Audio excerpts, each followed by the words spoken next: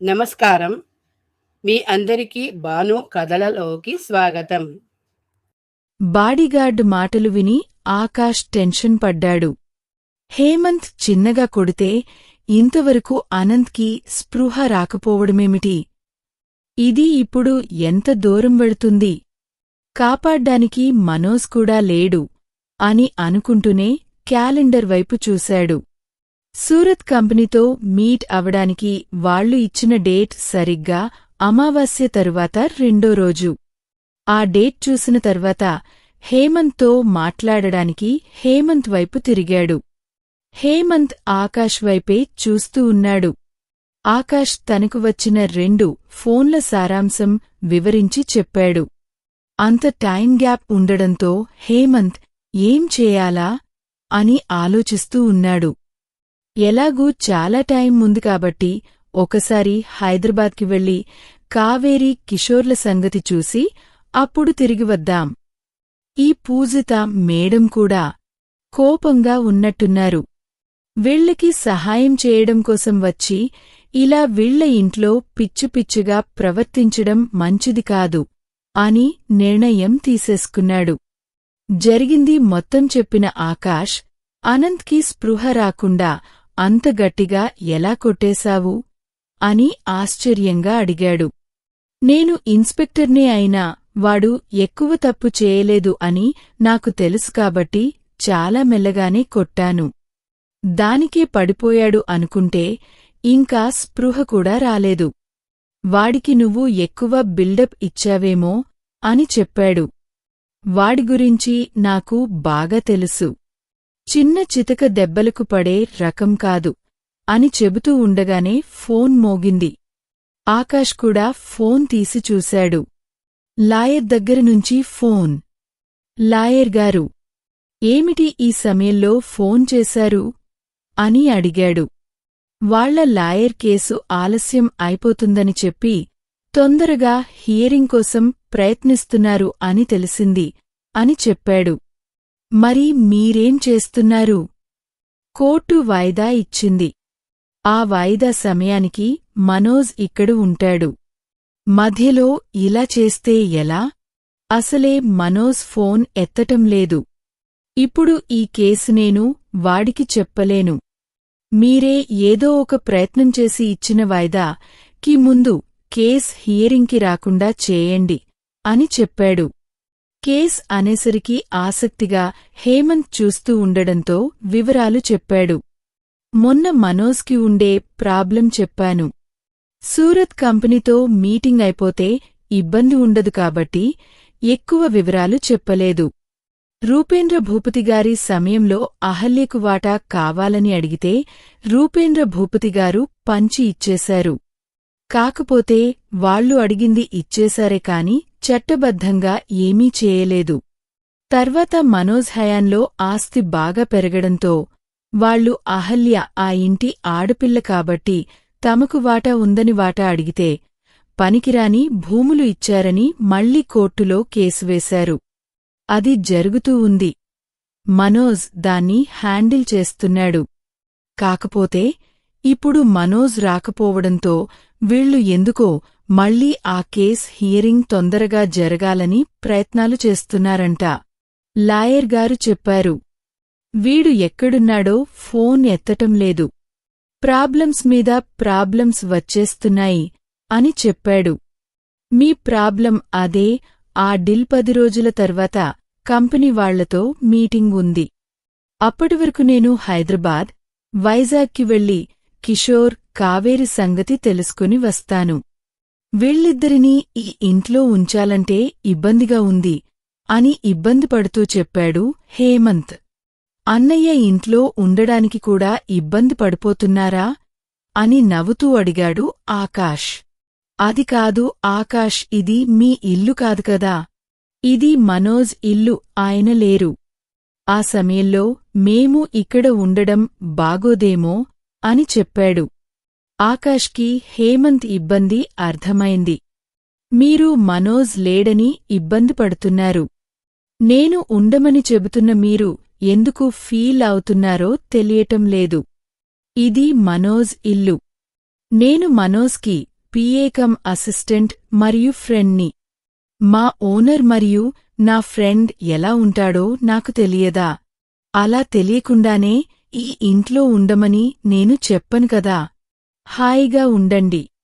మాక్కూడా మీరు ఉంటే కాస్త సందడిగా హాయిగా ఉంటుంది అంటే ఎందుకంత ఫీల్ అవుతున్నావు అని ప్రశ్నించాడు. మామూలుగా అయితే ఇబ్బంది లేదు, ఈ కావేరి ఇబ్బంది పెడుతుంది కదా. తనకేదో ఇబ్బంది ఉన్నట్టుంది. తాను ఇబ్బంది పడుతుంది. మమ్మల్ని ఎప్పుడూ ఇబ్బంది పెట్టింది. పైగా నువ్వు కొట్టిన దెబ్బలకి అనంత్ ఇంకా స్పృహలోకి రాలేదు.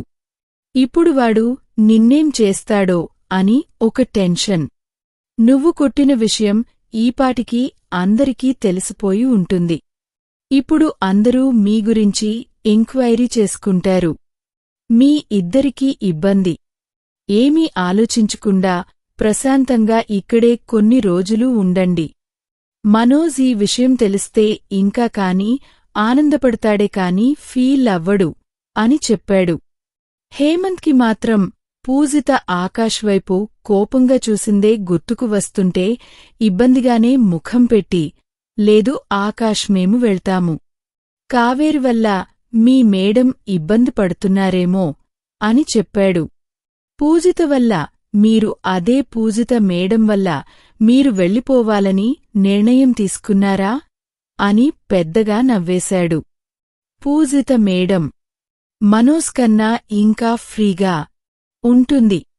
అసలు తను ఏ విషయాలు ఎక్కువగా పట్టించుకోదు. మీకు ఇలా చెబితే ఏమన్నా అనుకుంటారేమో, కాని మీరు ఫీల్ అవుతున్నారని చెబుతున్నాను, తప్పుగా అనుకోవద్దు. ఇప్పుడు నేనంటే మేనేజర్ని కాబట్టి నా ఖర్చు ఓకే. ఇప్పుడు హాస్పిటల్లో బాడీగార్డ్స్ ఉన్నారు, లేకపోతే వాళ్ళు మా ఇంటి చుట్టూనే ఉండేవారు. వాళ్లందరికీ సాలరీస్తో పాటు వాళ్ల ఫుడ్ బెడ్ ఖర్చులు మొత్తం మావే. ఇప్పుడు హాస్పిటల్ ఖర్చు కూడా మాదే. ఇదే కాక మనోజ్ సొంతంగా అనాథాశ్రమం నడుపుతున్నాడు. తన సంపాదనలో ఎక్కువ భాగం చారిటీలకే ఇస్తూ ఉంటాడు. అవసరం అని ఎవరైనా వస్తే అడిగిన దానికంటే ఎక్కువ ఇస్తూ ఉంటాడు. అలాంటివాడు మీ ముగ్గురినీ ఇంట్లో ఉంచుకున్నందుకు ఏమనుకుంటాడు? మీరు ఇంకా ఇలా ఫీలవుతున్నారని తనకు తెలిస్తే నన్ను చంపేస్తాడు అని చెప్పి పూజిత వైపు తిరిగాడు. మేడం, మీకోసమే వీళ్ళు ఇంట్లో ఉండడానికి ఇబ్బందిపడి ఇప్పుడు వెళ్ళిపోయి 10 రోజుల తర్వాత తిరిగి రావాలని అనుకుంటున్నారు అని చెప్పాడు. ఆ మాట వినగానే పూజిత కంగారు పడుతూ, అయ్యయ్యో, మీరు ఇక్కడ ఉంటే నేను చాలా ప్రశాంతంగా ఉన్నాను. ఇన్ని రోజులు బాడీగార్డ్స్ బయట కాపలా కాస్తుంటే లోపల ఒంటరిగా ఉండి ఫీల్ అవుతూ ఉన్నాను. మీరు వచ్చాక సందడిగా ఉంది. సాగర్ కిషోర్తో బాగా ఆడుతున్నాడు.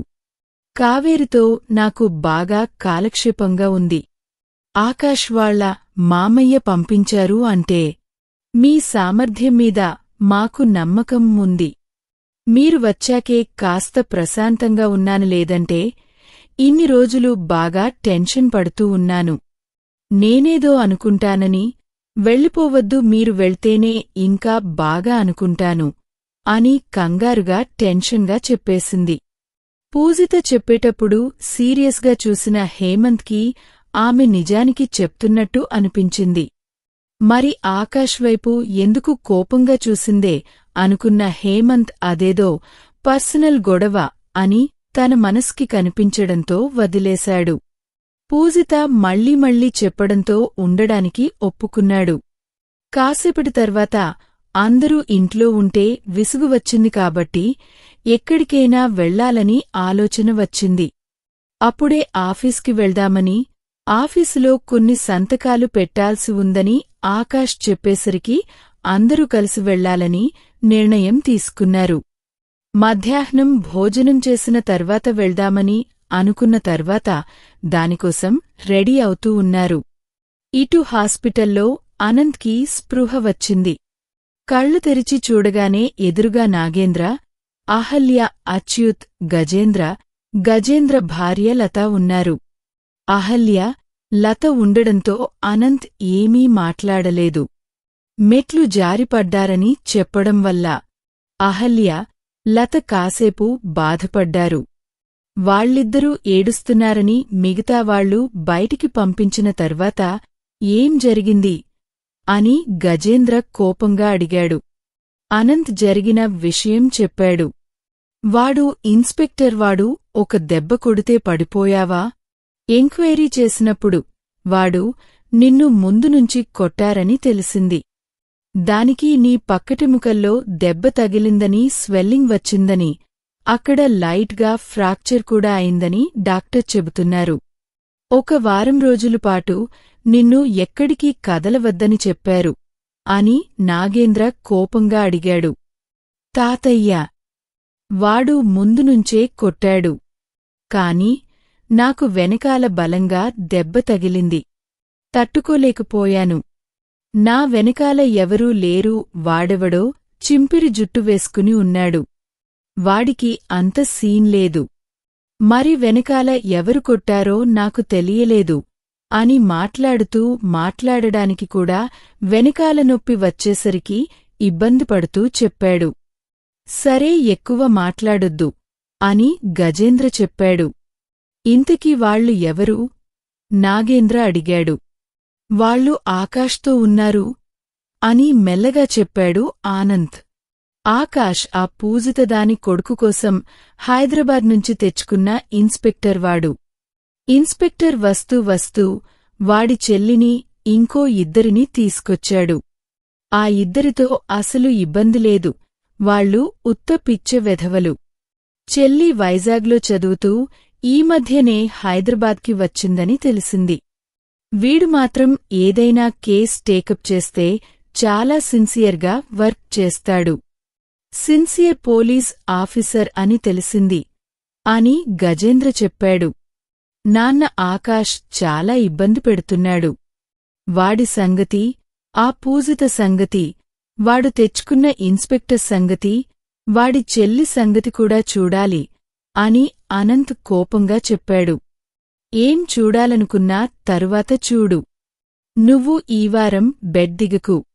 వాళ్ల సంగతి ఈ అచ్చిత్ చూసుకుంటాడు అని చెప్పాడు. లేదు, నేనే చూస్తాను అనంత్ కోపంగా చెప్పాడు. సరే, వారం తర్వాత వాళ్ల సంగతి నువ్వే చూసుకో అని అచ్చిత్ చెప్పాడు. కాసేపటికి అందరూ బయటకు వచ్చారు. అహల్య, లత అనంత్ దగ్గర ఉన్నారు. ఓ 2 గంటల తర్వాత అచ్చిత్కి లాయర్ దగ్గరనుంచి ఫోన్ వచ్చింది. అచ్చిత్ ఫోన్ తీసి, ఏంటి లాయర్ గారు, కేసు హైరింగ్కి వచ్చిందా అని ఆత్రంగా అడిగాడు. లేదు, వాళ్ల లాయరు మనోజ్ లేడు అని చెప్పి ముందు ఇచ్చిన డేట్ ప్రకారమే పలవాలని, దాన్ని తప్పించి హియరింగ్ ముందుకు తీసుకురావద్దని జడ్జి ముందు గట్టిగా చెప్పాడు. కోర్టు కూడా తాను ఇచ్చిన డేట్కి కట్టుబడి ఉంటామని చెప్పింది అని చెప్పాడు. నువ్వు ఏమీ లాయర్వి, ఒక్కసారి కూడా కేస్ని నేను చెప్పినట్టు వాదించలేకపోతున్నావు అని విసుక్కున్నాడు అచ్యుత్. సార్, తాము ఆస్తి ముందే పంచేశామని, తమ ఆస్తి ఇప్పుడు మీరు అనుభవిస్తున్నారని మనోజ్ కోర్టులో ప్రూఫ్ చూపించాడు. నిజం కూడా అదే కదా. మన దగ్గర గట్టి ప్రూఫ్స్ లేవు కాబట్టి వాళ్ళు ఏం చెబితే అది చేయాల్సిందే. కోర్టులో కేసు వేసేటప్పుడు నేను చెప్పాను, తెలిసి కూడా ఇన్ని రోజులు మనం వాయిదాలమీద వాయిదాలు వేసుకుంటూ వచ్చాము. ఒక్కసారిగా వాయిదా వద్దు, ఇప్పుడే తొందరగా కేసును విచారించండి అంటే వాళ్లైనా ఎందుకు ఊరుకుంటారు అని లాయర్ గట్టిగా చెప్పాడు. సర్లే, ఇదొక్కటి చెప్పడం వచ్చు. మాకు జవాబు ఇవ్వడం మీద కాదు, అదే జవాబు వాళ్ళకి ఎలా ఇవ్వాలో ఆలోచించుకో. ఫోన్ పెట్టేశాడు. ఇంతలో ఫోన్ చేసిన ఇన్ఫార్మర్ ఆకాష్ ఇంటికి మరికొంతమంది బాడీగార్డ్స్ వచ్చారని, అందరూ కలిసి ఆఫీస్కి వెళ్లారని చెప్పాడు. పూజిత, సాగర్, ఆకాష్, కిషోర్, హేమంత్, సతీష్ అందరూ కలిసి బాడీగార్డ్స్తో ఆఫీస్కి బయలుదేరారు. నిన్న వీళ్ళు ఎంతమంది రాలేదే ఇప్పుడెందుకు బాడీగార్డ్స్? హేమంత్ ప్రశ్నించాడు.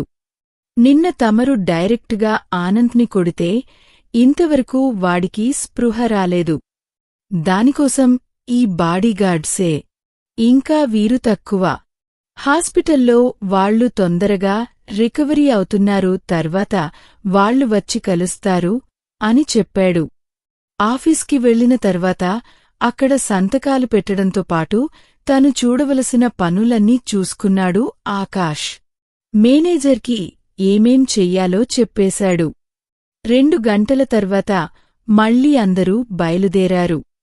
తిరిగి వస్తుండగా ఎదురుగా మరికొంతమంది రౌడీలు వీళ్ల కార్ని అడ్డగించారు. ఇంకా ఉంది, ప్లీజ్ సపోర్ట్ చేయండి. అమూల్యమైన మీ సలహాలను కామెంట్ల రూపంలో అందిస్తారని కోరుతూ మీ ఎస్జే భాను. మీకు ఈ కథ నచ్చినట్లయితే లైక్ చేయండి, షేర్ చేయండి. ఇంకా భాను కథలను సబ్స్క్రైబ్ చేయడం మర్చిపోకండి. Thank you.